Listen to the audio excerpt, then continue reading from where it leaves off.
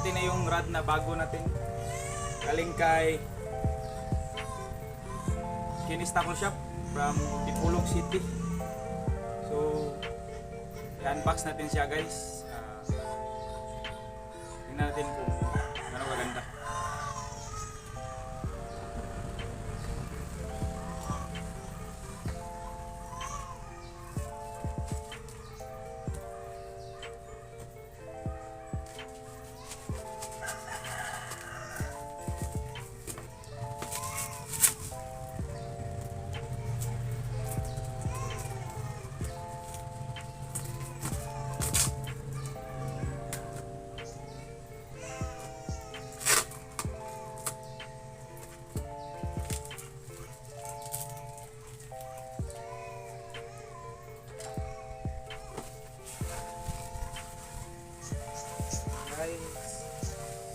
Ito na yung rod.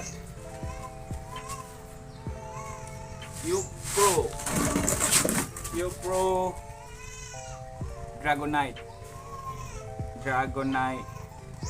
Upro Dragonite. Next, tingnan natin kung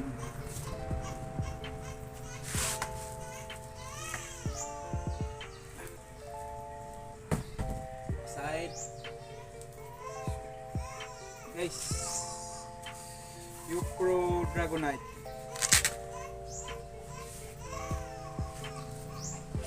Maganda yung pagkabalot guys. Here.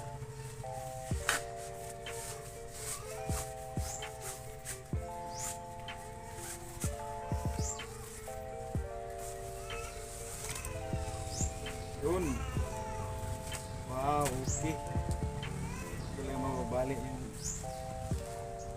tip. Spiral. Ito guys. Good for electric jigging and jigging. Ito yung model niya, DKC Dragonite Dragmax 30 kilograms, PA 3.5 yung line, tsaka jig weight 88 grams to 500 grams. So, pang mamaw.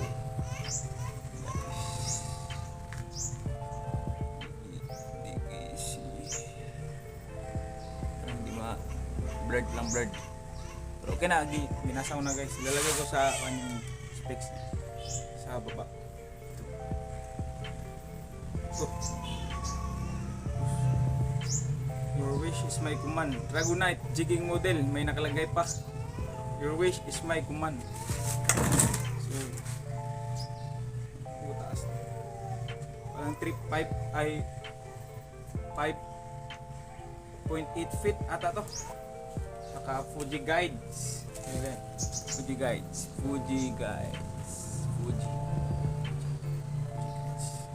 Fuji quality na rin yung parang Fuji talaga lahat guys. Fuji to lang. Yun. Wow. Tingnan nga natin yung slow fish.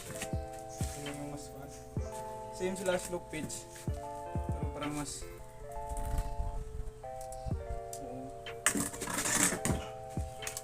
yung go fish, nilagyan ko ng Rio Beril. Nilagay ko dito yung Shimano. Yun. So, mataas si go fish ng konti.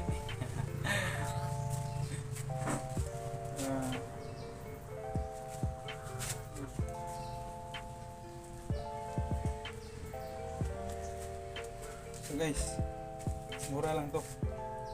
Compare sa ibang parad, sinubukan ko lang baka. Wow. Yeah. Technology. So guys, yung rod natin ay spiral para to guys, spiral.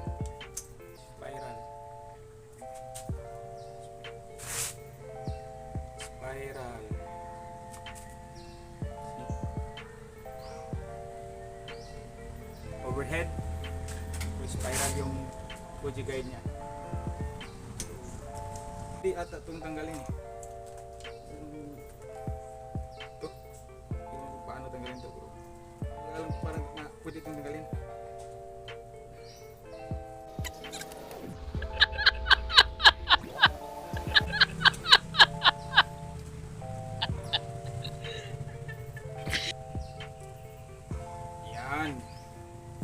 yung ginagamit pag meron kang yung parang ang tawag na ano, pang electric jigging kasi ito guys, kaya ito yung pinapasok nila doon sa yung parang may mga tubo sa mga malalaking bangka tulad ng yate or speedboat na pang fishing, ilagay nila doon to kasi electric pang pwede ito mag electric fishing sa pang jigging o electric jigging pala. Yun, sana i-like nyo at i-subscribe nyo yung channel ko guys para makapag-review pa tayo ng maraming so, magandang araw sa lahat and mabuhay kayong lahat. Peace on.